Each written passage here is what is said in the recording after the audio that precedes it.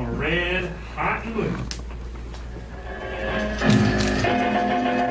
Oh, yes, I got people so full of such bring the hottest cotton picking thing that cuts a red hot blue coming through WHBQ and Hotel Chisco on the magazine floor. Right there, right, Diz? That's right. Why you call Sam, Putney? I gotta call Sam, Diz. Ah, Pete Pick. How you get along there, Ern? Thanks to Ern. How you on, buddy? Very good, Putney. Get you a wheelbarrow load of mad hogs, run them through the front door, and tell them Philip sent you from Red, Hot, and Blue. Yeah, I got a new song we're gonna play here. They're gonna cut loose this new song.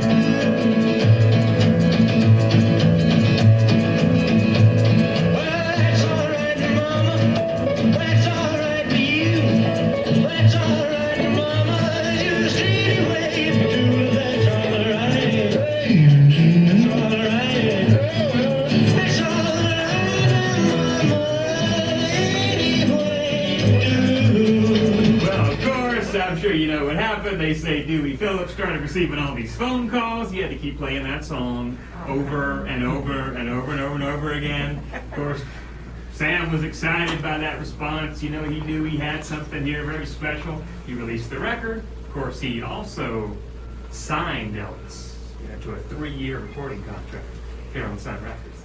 But I'll tell you the truth, Elvis Presley was only going to be here for about 1.5 years. Because that is when Sam decided to sell Elvis Presley to RCA Records only about $30,000. So, you know, I mean, today, of course, obviously, you know, we assume that was just a terrible, terrible, terrible deal for Sam Phillips, right? But here's the truth. Now, you got to understand this. That deal, that is what saved the studio. Because Sam Phillips was bankrupt. You know, you got to understand, he wasn't making a lot of money here with Elvis. None of those Elvis records were big sellers nationally. So the truth is, Sam Phillips was about to lose this place. Well, with that money, of course, he kept it open. And, you know, he kept recording all these other great musicians. And they probably would never have been recorded otherwise. Great example right there, Carl Perkins. Gave Sun the first million-selling record on the label. Of course, Elvis later recorded that song, but Carl Perkins wrote it, and here it is, the original version, Blue Suede Shoes. Well, it's 1 for the money, 2 for the show, 3 to get ready. Now go, cat, go, but don't you step on my blue suede shoes. You can do anything off of my blue suede shoes. Okay, everybody, how about a man, someone who started off here as a door-to-door salesman in Memphis, but you know, he became one of the biggest hit makers on the Sun label, and he's sitting right there, Johnny Cash. Also, first recordings made right there on that spot. Folsom Prison Blues, you know, all these great songs. Matter of fact, this is one of Johnny's biggest hits of all time, a little thing called I Walk the Line.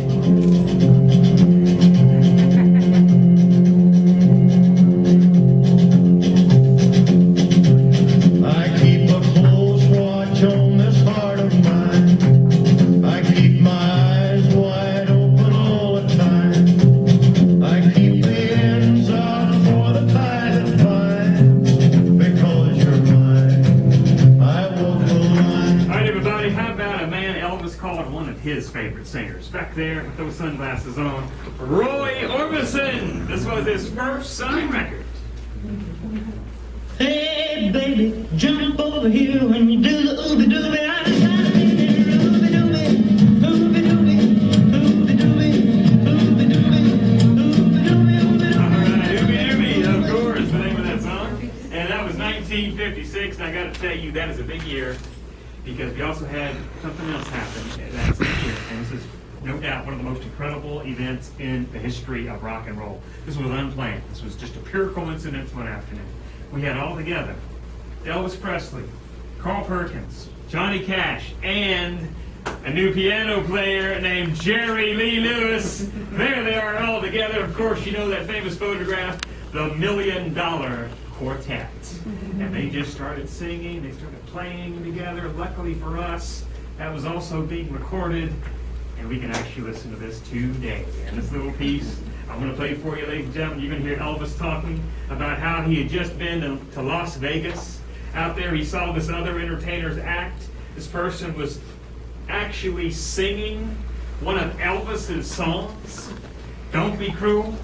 But the truth is, Elvis, now he actually prefers this other singer's version, even better than his own record. So I'll have to let Elvis tell you a little bit more about that. This is it, the original $1 Million Quartet.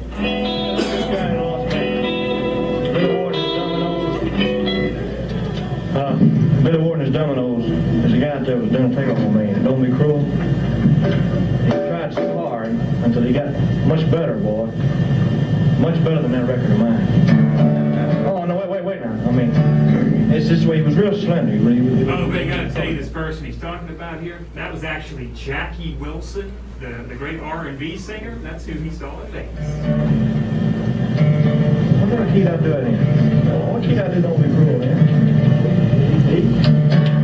You know I can't be found sitting home all alone. If you can't come around, at least just let me home.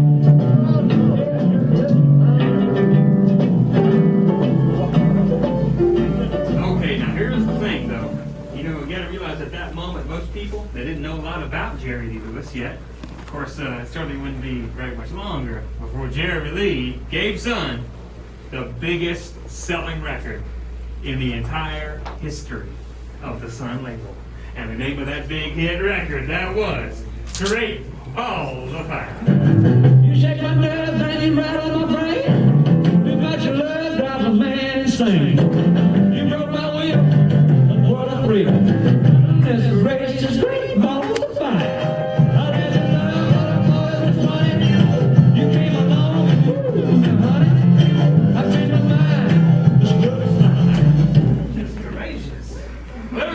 I'll tell you the truth. If we had enough time on this tour, we could just keep this going on and on and on for hours. There is no shortage of incredible musicians we could be telling you about on this tour. It is incredible.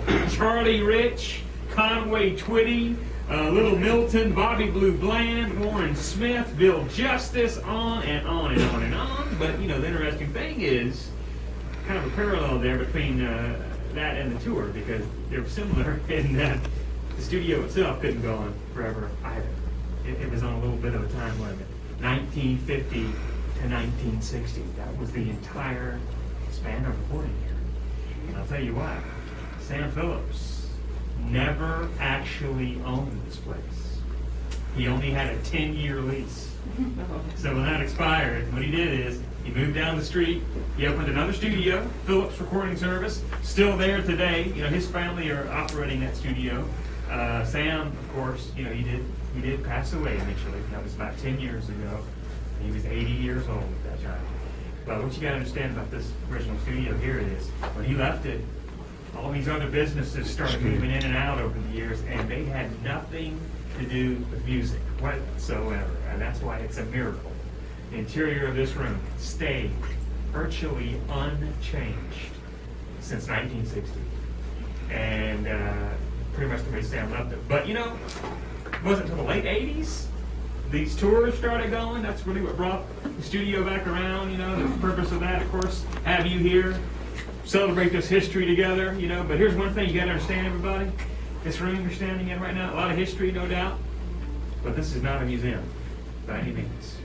Because here's what happens. At night, when these tours are over, we bring in bands, musicians. They record music in here almost every night when these tours are over. These bands come in, they use these instruments, all this equipment you're seeing around you, they actually play these on the recordings in here. So, of course, that's why we have to ask you not to touch or play in any of these instruments. But I have to tell you, ladies and gentlemen, there's one piece in here. It is an exception to that rule. It is very special. It's a piece of memorabilia, and we actually encourage you to get a little bit closer to it. I'm going to show you, happens to be this microphone right over here. So let me tell you about this now, the reason it's so special. This mic happens to be the only piece of equipment in the room used by Sam Phillips on some of those recordings of the 50s. This was one of the main vocal mics that he used in here. So obviously, you can only imagine, who sang into this mic here.